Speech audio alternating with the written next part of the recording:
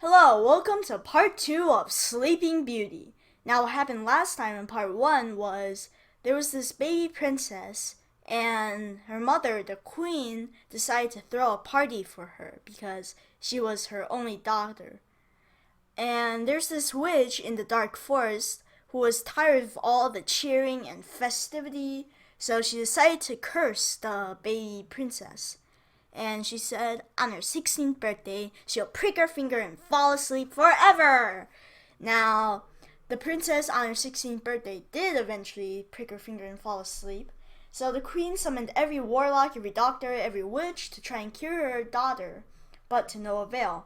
Eventually, there was this fairy who came, and she said something about meeting the witch before, and the witch telling her in confidence that the only way to cure this sleeping spell is through true love.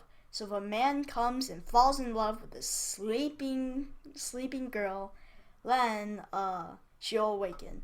Now the fairy said that she couldn't cure the spell, but she could make everybody else fall asleep. So if the princess awakens, so will the kingdom.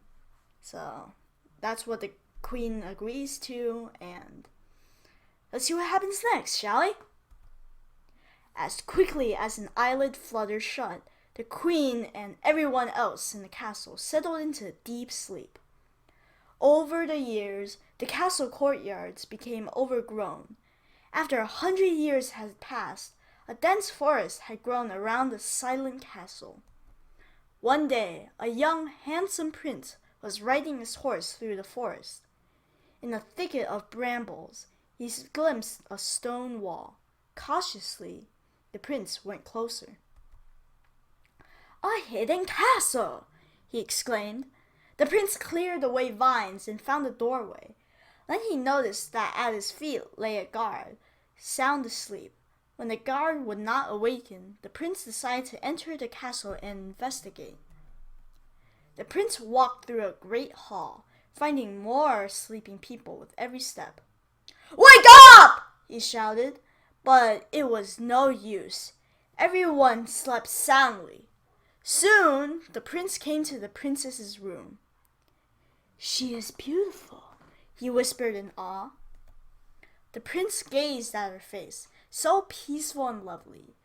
Overcome with emotion, the prince stepped to the girl's bedside. He lifted her hand and gently kissed it. At the prince's kiss, the princess's eyes opened with a flash. She looked with wide eyes at the young man sitting beside her. "It's you," she said. "You have come to me at last. I waited for you in my dream. A kind fairy told me that you would come." At the same moment did the princess awaken. So did the queen and her sleeping subjects. The queen rushed to the princess's room. "My daughter," she said, overjoyed. "You have come back to me." The queen looked at the prince. He was the man of pure heart whom the fairy had described. "Thank you," she said, embracing him. "You have saved my daughter and my kingdom." As the people throughout the castle woke from their long slumber, they rubbed the eyes of 100 years from their eyes. They rubbed the sleep of 100 years from their eyes. The queen's joyful cries soon reached their ears.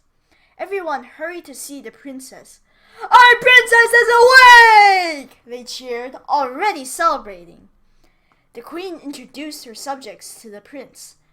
"This man loves my daughter," said the queen, "and they will be married as soon as possible. We have waited a long time for this day. Let us not waste another moment." In a few short days, the sound of wedding bells rang throughout the kingdom. The prince and princess were married in the grandest ceremony imaginable. The prince, his heart filled with love, had never been happier. The princess had truly found the man of her dreams, and they lived happily ever after. The end! I hope that you liked the story, and I hope that you liked the bed that I drew. It's a bit wonky, but who cares, because this is also a very wonky story. Yeah, alright, bye-bye. See ya. Dun dun dun dun dun dun dun dun dun dun dun dun dun dun dun dun dun dun.